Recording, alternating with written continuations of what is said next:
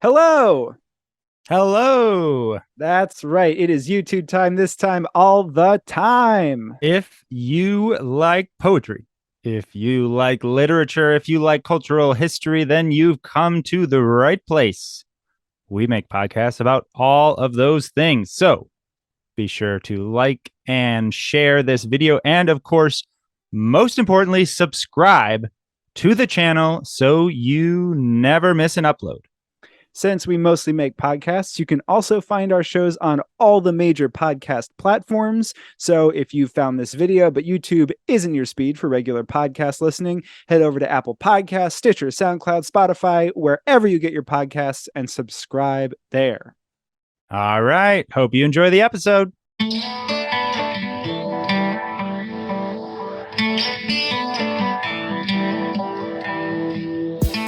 Hello and welcome to Close Talking, the world's most popular poetry analysis podcast from Cardboard Box Productions Incorporated. I am co-host Jack Rossiter Munley.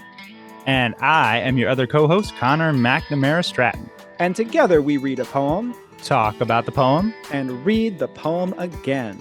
Before we get into today's selection, a quick note that if you like what we do here at Close Talking and have a spare moment, it would mean the world to us if you drop a rating and review on Apple Podcasts or wherever you get your podcasts.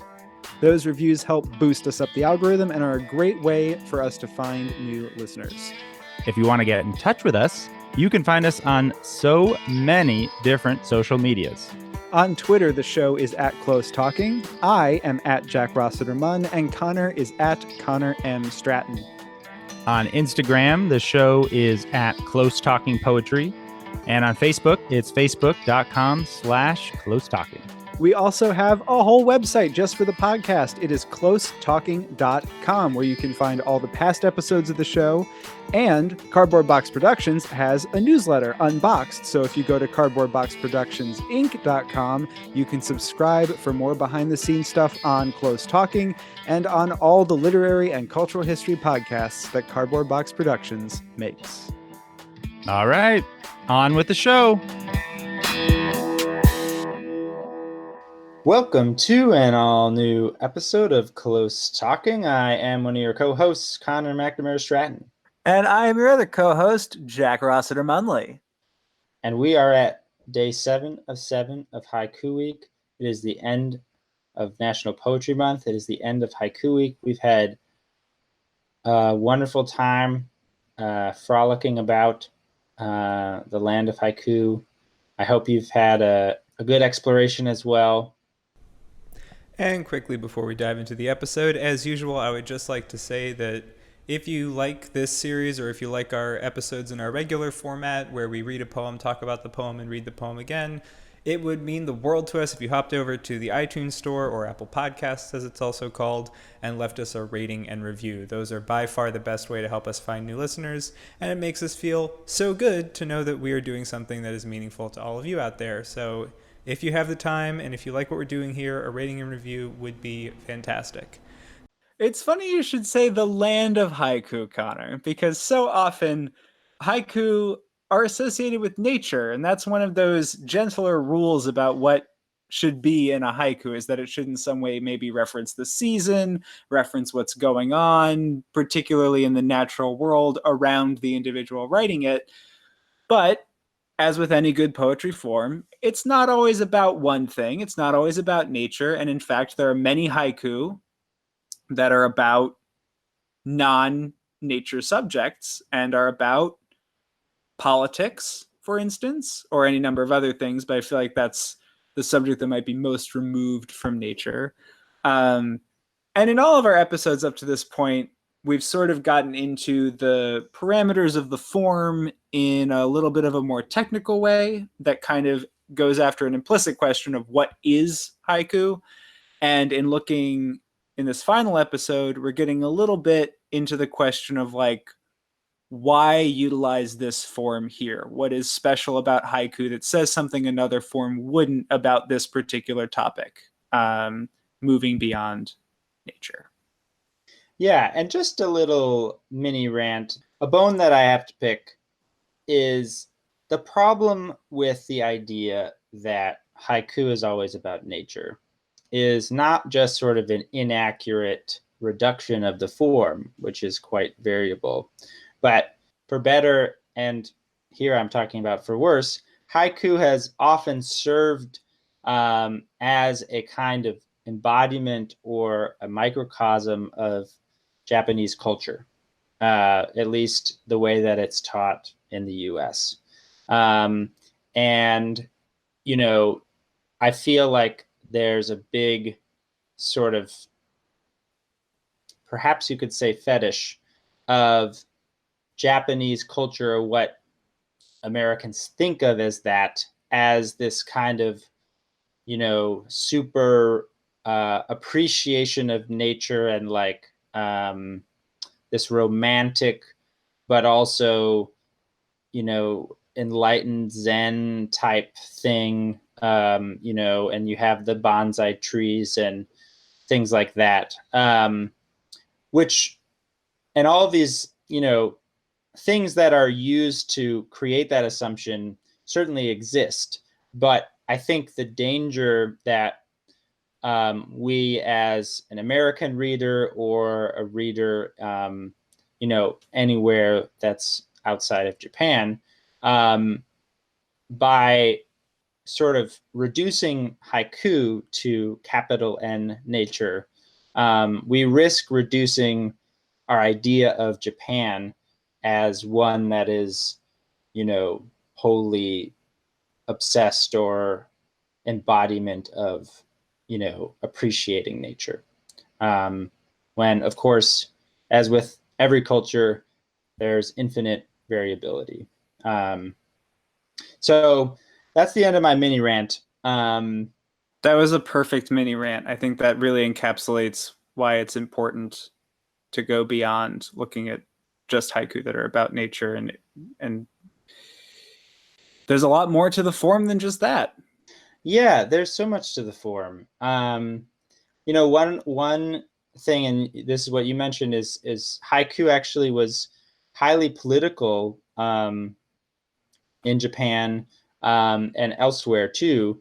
But even during World War II, a lot of haiku actually were censored, which I didn't know until recently. And it was actually only certain haiku that, and this is quite common in a lot of situations, but that sort of praised, were about valiant going to war and rah, rah, rah. Those were allowed to be published, but some of the haiku that expressed, other sentiments or depicted a much more grim picture of what the war was, those were often censored.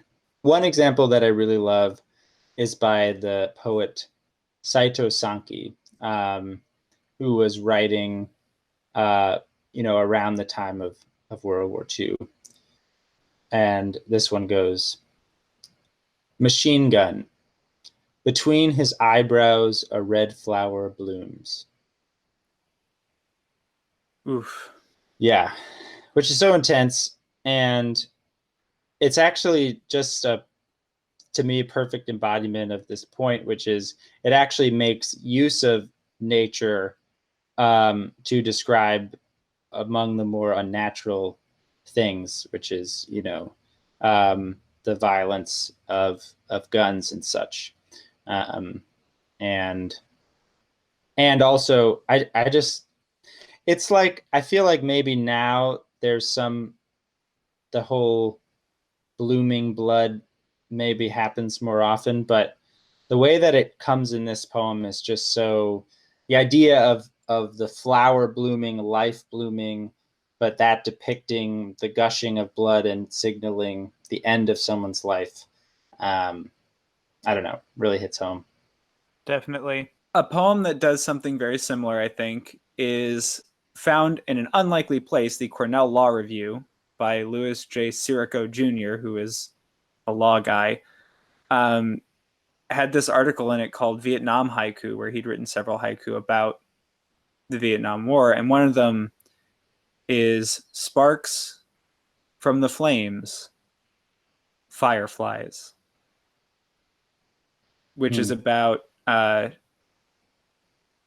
people who were burning their draft cards, is what he's sort of putting into haiku form there. And again, it's this like, you get this suspicious or creepy or unnatural intrusion of nature at the end. So it still makes a reference to something natural, the fireflies, but these fireflies are literal fire in this, and they're deadly, and they're not actually what they're meant to be.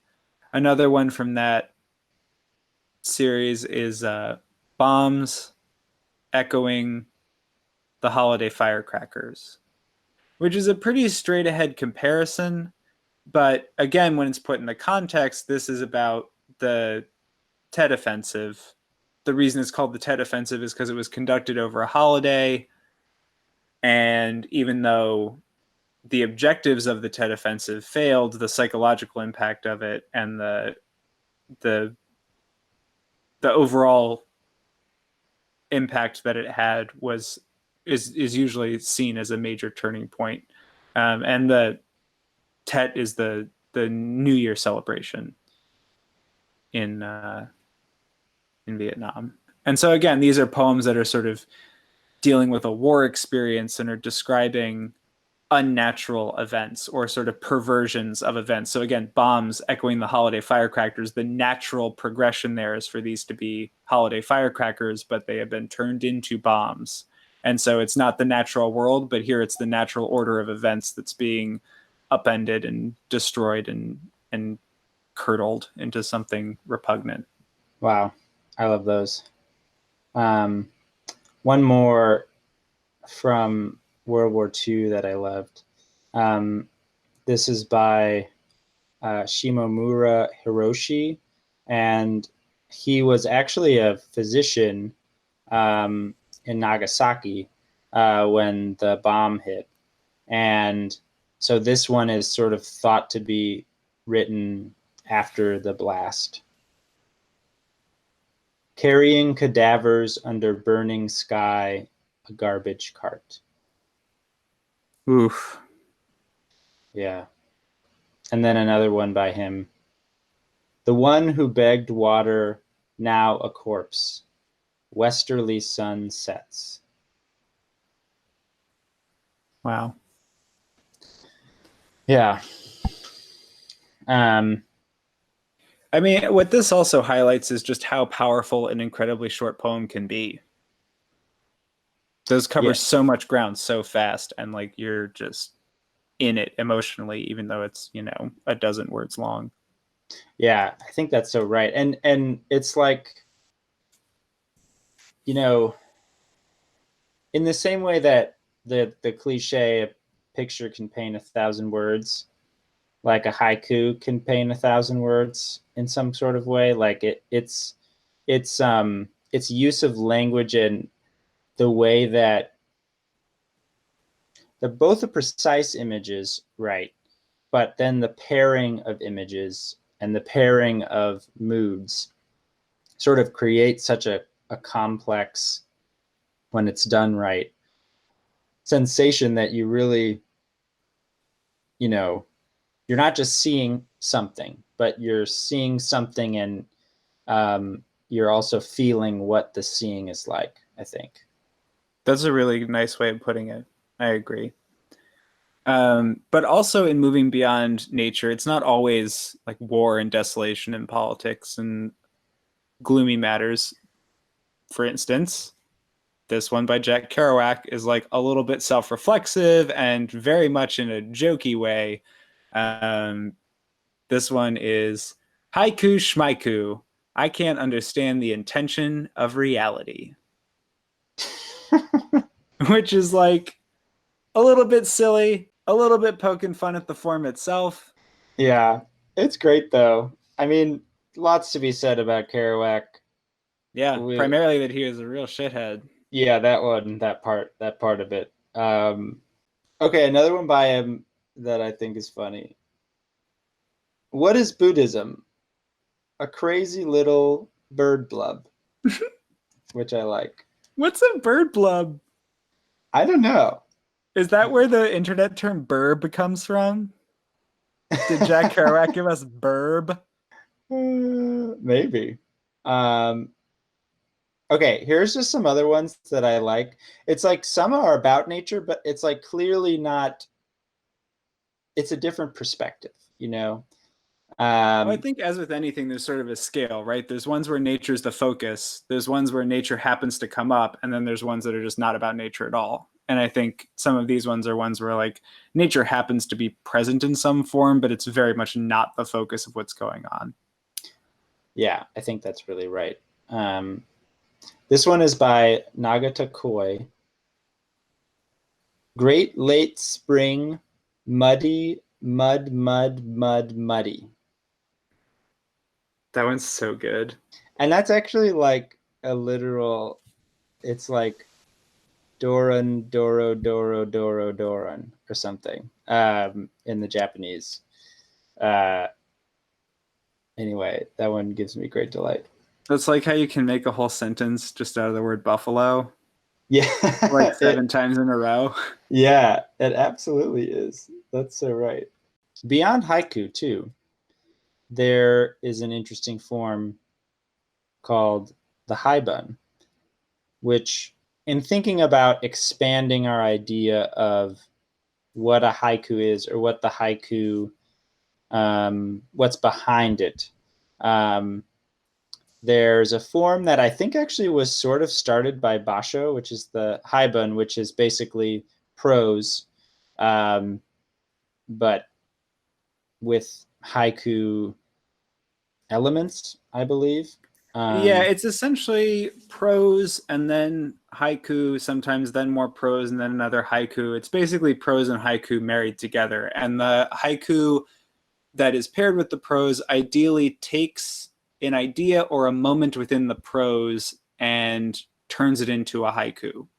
And that haiku is either exploring that moment or exploding that moment or just like taking something that's in the prose and making it different for the reader. That's a terrible blah way of saying it, but it's just, it adds more meaning. And the prose that is included in the haibun is also supposed to be not terribly long and ideally fairly pointed about what it's trying to say. So it's kind of like flash fiction or just flash writing mixed with haiku, because it doesn't have to be fiction, obviously.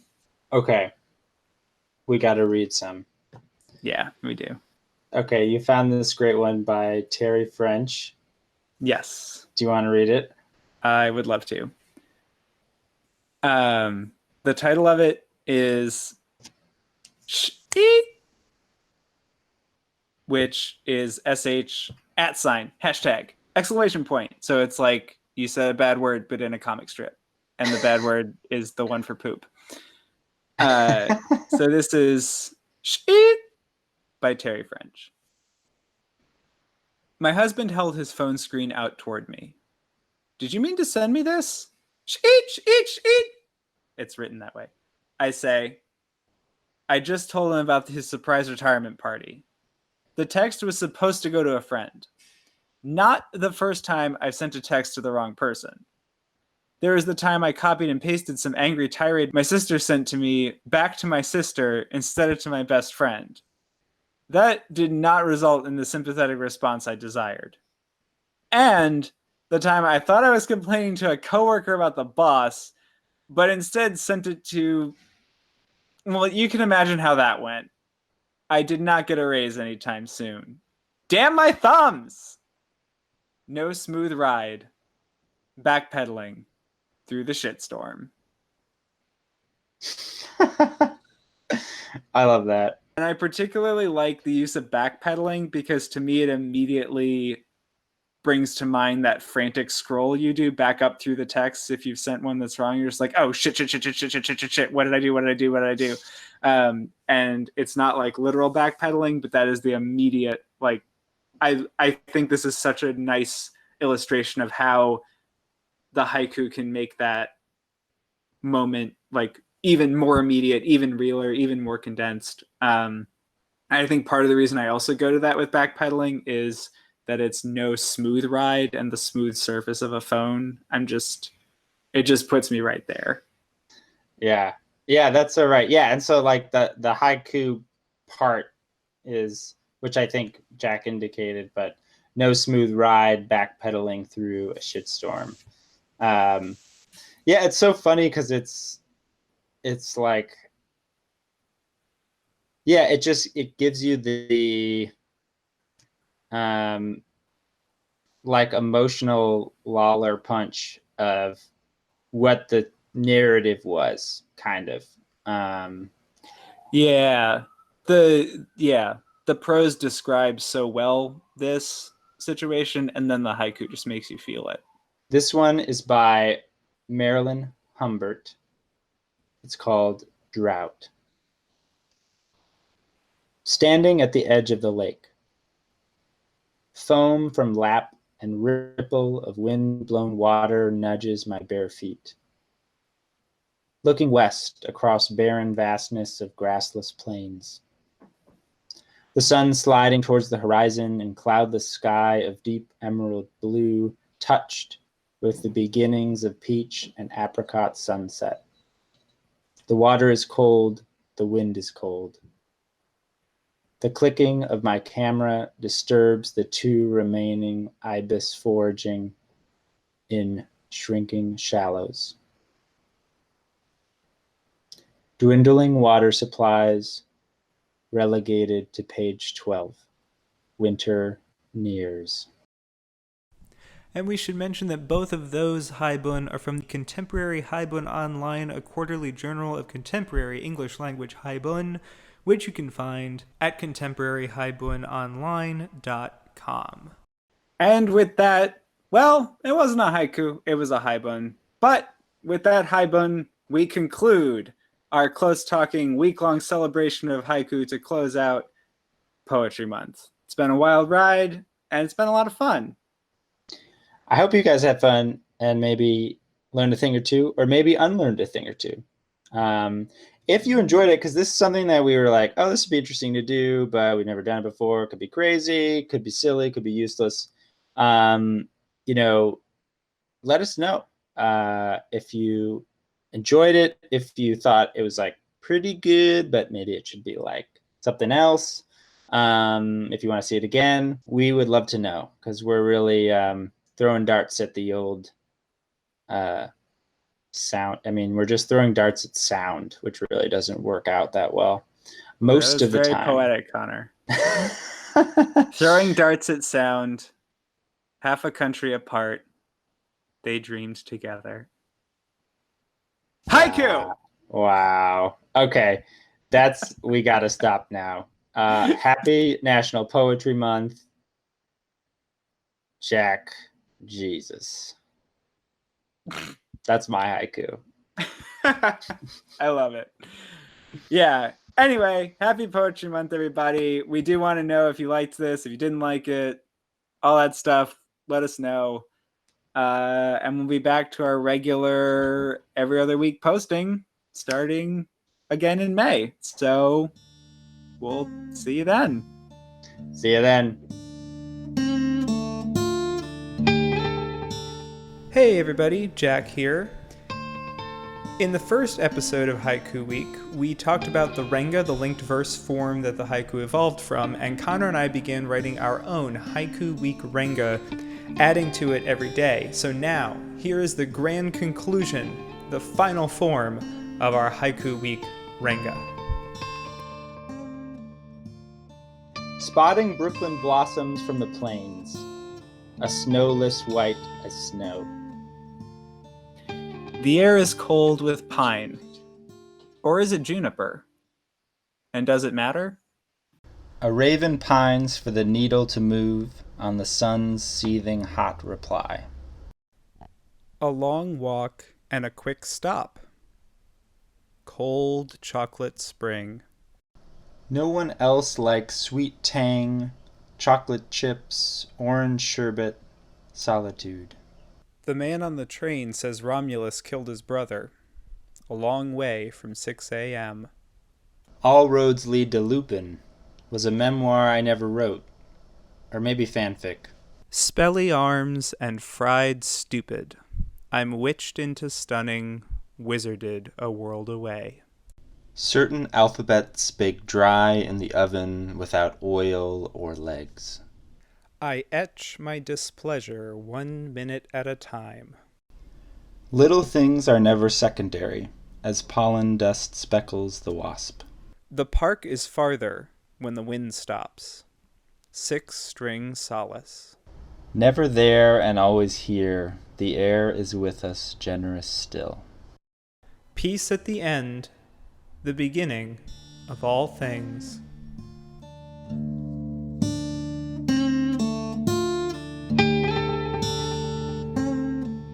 Hey, thanks for listening. If you enjoyed this episode, head on over to Apple Podcasts and leave a review. Those reviews help us with the algorithm and are the best way for us to find new listeners. Do you have thoughts about this poem? Or is there a poem or poet you'd like us to cover on a future episode? We would love to hear from you, and there are tons of ways to get in touch. Yes, you can send us an email to closetalkingpoetry@gmail.com or find us on Twitter. I'm at Jack Rossiter Munn, Connor is at Connor M. Stratton, and the show is at Close Talking. On Instagram, we are at Close Talking Poetry, and we are on Facebook at facebook.com/closetalking.